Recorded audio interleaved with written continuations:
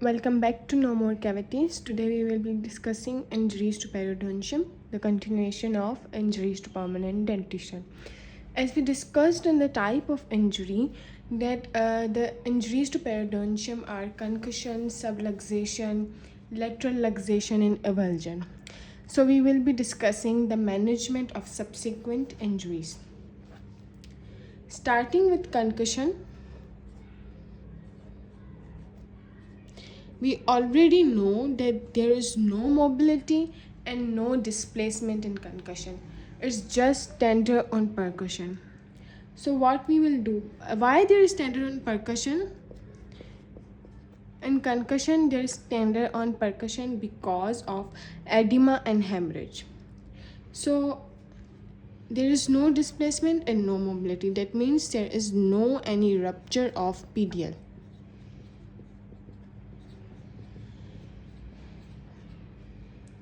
The tooth is firm in its position.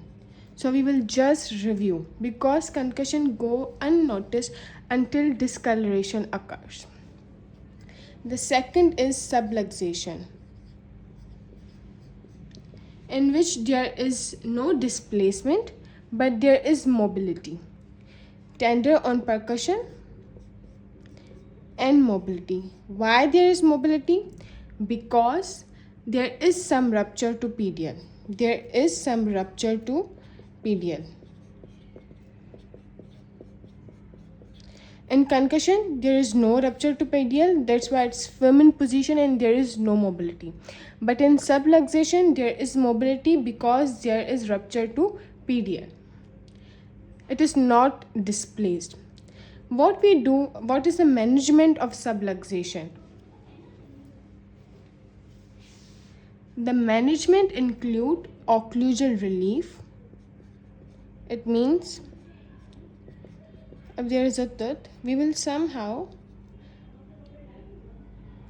remove some part occlusally. So first is occlusal relief. Soft diet, as we were giving same in primary dentition, we were giving soft diet and we were cleaning the traumatized area. But in permanent dentition, what we will do, we will give occlusal relief and soft diet for 7 days. For 7 days, and we will immobilize the tooth. How we will immobilize? By splinting. Which type of splint we will use? We will use functional splint. And for how many days? For 2 weeks. And we will also use chlorohexidine mouthwash 0.2% 2 times daily. So for subluxation means there is no displacement, there is just mobility because somehow there is some rupture to PDL. So we will give occlusal relief. Occlusally we will remove the tooth material. We will continue soft diet for 7 days. We will immobilize the teeth. How we will immobilize? We will immobilize by giving a splint. We will give functional splint for 2 weeks. And then we will use chlorohexidine 0.2% 2 times daily. In concussion, there is no displacement and no mobility because there is no rupture to PDL. That's why the tooth is firm in its position and is just tender on percussion. The second injury is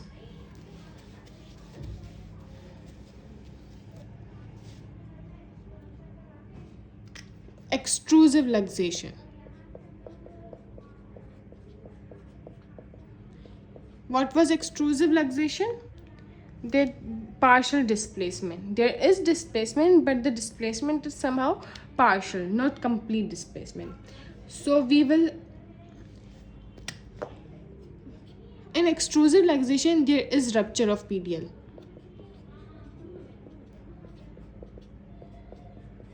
Plus there is somehow injury to pulp. Rupture of PDL and somehow injury to pulp. And we will perform functional splinting for 2 weeks.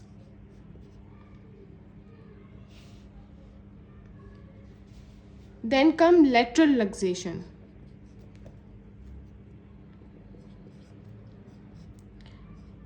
Lateral luxation. In lateral luxation, there is rupture of pedial, there is rupture of pulp, and there is also rupture of alveolar plate. In concussion, there was no any rupture. In subluxation, there is some rupture of pedial. In extrusive luxation, there is rupture of pedial and rupture of the pulp. And in lateral luxation, there is rupture of pedial, pulp, and also rupture of the alveolar plate. The treatment of extrusive luxation and lateral luxation is exactly same, but the difference is of the timing of splinting. So what we will do in lateral luxation, we will first reposition. We will perform repositioning, atraumatic repositioning.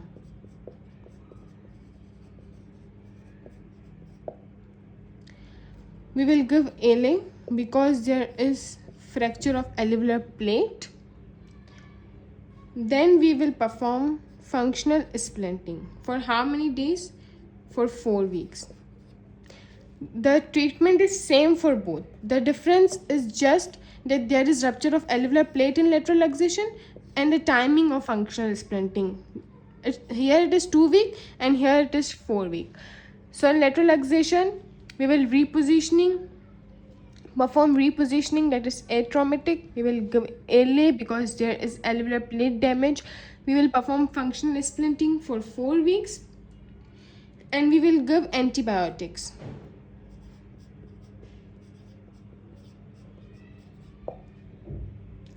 (250 mg) 3 times daily for 5 days. Amoxicillin.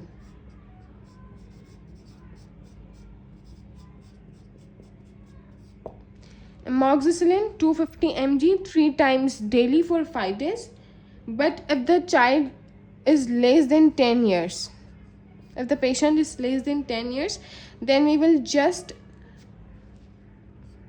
alter the dose to 125 mg. Here we will giving 250 mg. If the patient is greater than 10 years, then 250 mg. If less than 10 years, then 125 mg.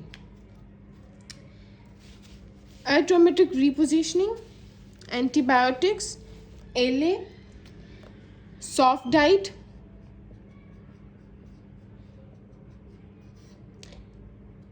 for 2 to 3 weeks, and chlorhexidine mouthwash. Then what we will do, we will perform radiograph after 4 weeks. After 4 weeks, we will go for radiograph. And what we will see for a radiograph, we will see that if there is any marginal breakdown present or not. If there is no marginal breakdown on radiograph, if there is no marginal breakdown, then what we will do, we will remove the splint.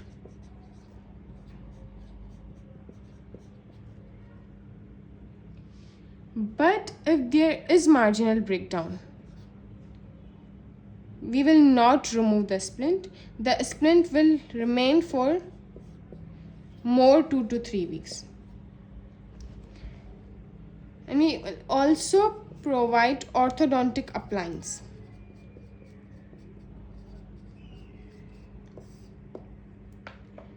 For reduction of displacement, we will also give orthodontic appliance. So we will in lateral luxation and extrusive luxation, what we will do, we will give ALA, we will give antibiotics 500 mg if the patient is greater than 10 years, and 125 mg if the patient is less than 10 years. Soft diet for 2 to 3 weeks, chlorohexidine mouthwash, orthodontic appliance for the reduction of displacement.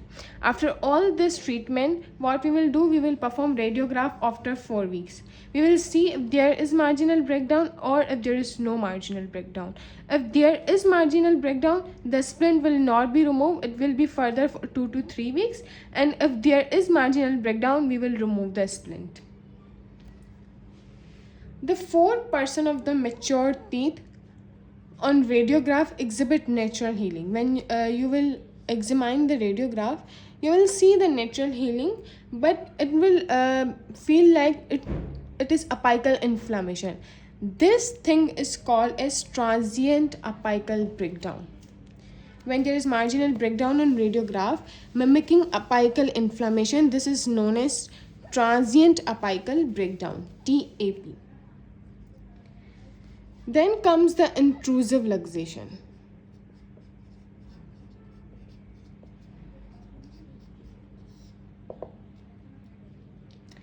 In intrusive luxation, the treatment depends upon open apex,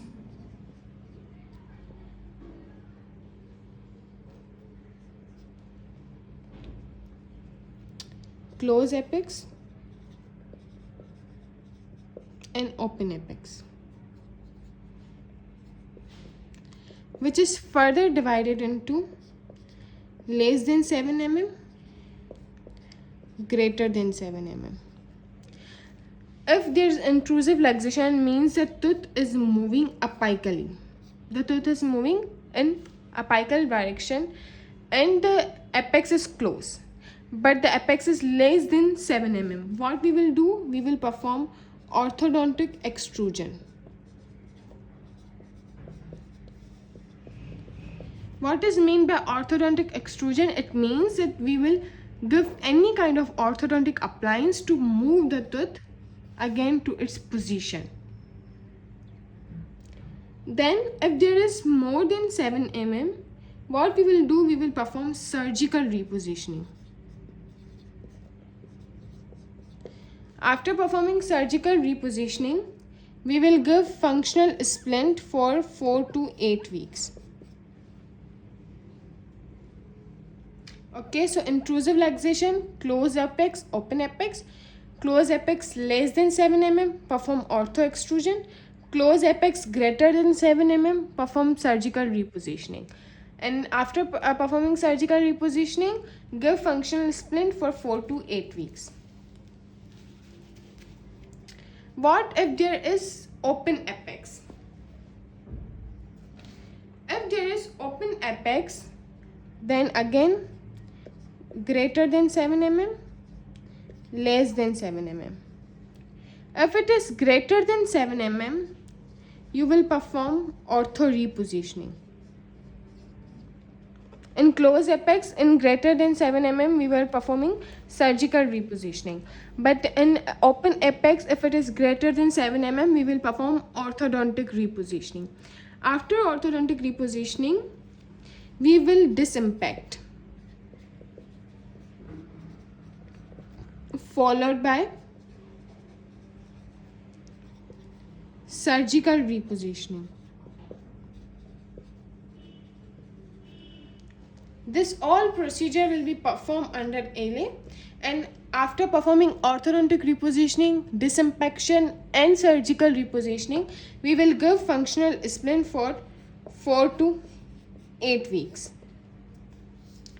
Now, if there is open apex and intrusive luxation and the apex is less than 7 mm, then what we will do, there are chances of eruptive potential that the tooth can by itself come back to its position, which we will improve by disimpaction forceps. What we will do, we will perform disimpaction so that re-eruption can occur. After performing disimpaction, we will review that eruption is occurring or not. Then we will treat it conservatively. If there is no any movement occurring for 2 to 4 weeks, if there is no any, you have performed disimpaction for re-eruption, you are treating it conservatively, you are reviewing it continuously 2 to 4 weeks. Till 2 to 4 weeks, if eruption occurring, then fine. If there is no eruption for 2 to 4 weeks, then we will move the tooth orthodontically.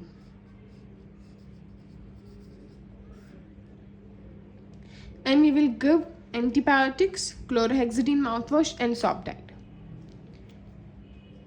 So what in intrusive luxation? If there is open apex greater than 7 mm, perform orthodontic repositioning, then disinfection, then surgical repositioning, then functional splint for 4 to 8 weeks.